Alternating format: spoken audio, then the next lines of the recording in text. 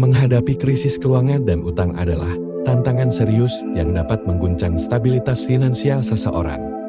Dalam kondisi seperti ini, langkah awal yang penting adalah memahami dengan jelas apa yang dimaksud dengan krisis keuangan. Tidak jarang, masalah keuangan disertai dengan beban utang yang signifikan, memerlukan pengenalan dan penilaian menyeluruh terhadap jumlah dan asal dari utang tersebut. Proses ini memerlukan keberanian untuk menghadapi keuangan dan merupakan langkah yang kritis untuk merancang strategi untuk mengelola utang yang efektif. Mengatasi utang harus melibatkan langkah-langkah yang cerdas, seperti menggabungkan utang, bernegosiasi untuk suku bunga yang lebih baik, dan membuat rencana pembayaran yang dapat dijalankan secara konsisten sesuai dengan kemampuan kita. Hal yang tak kalah penting adalah membangun dana darurat yang dapat memberikan perlindungan finansial di saat keadaan genting. Menciptakan perencanaan yang matang juga diperlukan untuk mengantisipasi kemungkinan yang tidak diinginkan. Dalam mengatasi masalah keuangan, ingatlah bahwa ada bantuan yang tersedia. Kamu bisa mendapatkan panduan dari konselor keuangan dan manfaat dari sumber daya lokal yang siap membantu kamu. Penting juga untuk kita mencari dukungan sosial dan informasi, karena hal ini dapat membantu kita dalam memperoleh solusi yang mungkin belum terpikirkan sebelumnya. Tentu saja, langkah-langkah tersebut tidak hanya bertujuan untuk mengatasi situasi krisis saat ini, tetapi juga untuk membangun dasar keuangan yang lebih kuat ke depannya. Penerapan kebijakan keuangan yang lebih bijak, pembentukan kebiasaan pengelolaan uang yang berkelanjutan, dan juga pencegahan terhadap krisis keuangan di masa depan menjadi kunci untuk memastikan finansial yang stabil dalam jangka panjang. Dalam mengelola masalah keuangan, kesadaran, perencanaan, dan aksi tegas adalah kunci untuk keluar dari krisis dan menuju arah yang lebih baik secara finansial. Tak dapat dipungkiri, mengelola krisis keuangan dan utang harus memerlukan sikap yang bijak dalam menghadapi tantangan finansial. Terlepas dari kompleksitas situasi, melibatkan diri dalam perubahan positif dapat memberikan dorongan besar terhadap keadaan keuangan.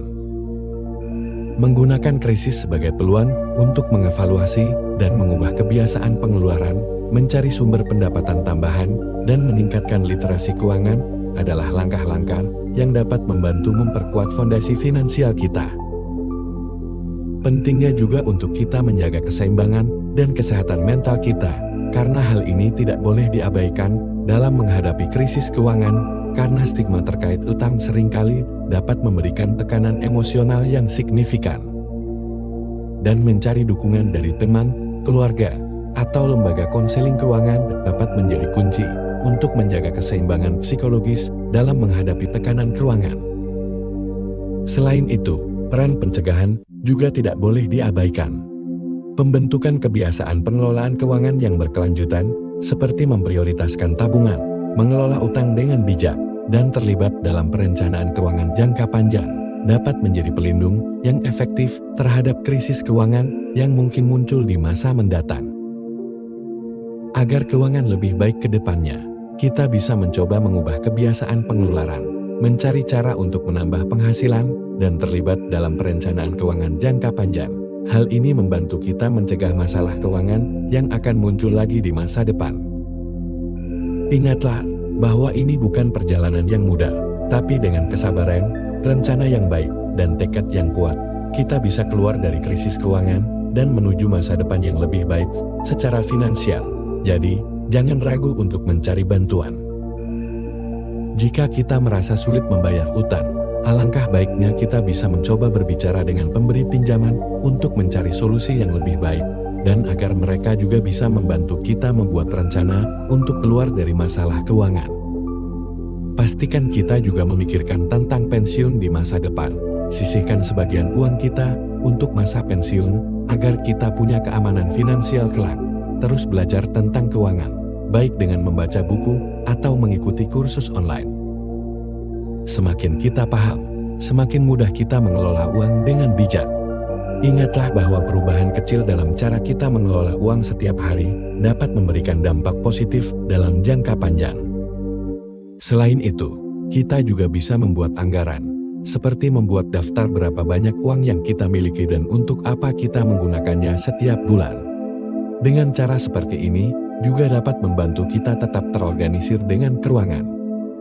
Jangan lupa juga, bayar tagihan dan utang yang sekiranya paling penting dulu, seperti kartu kredit atau pinjaman, agar beban keuangan kita bisa berkurang.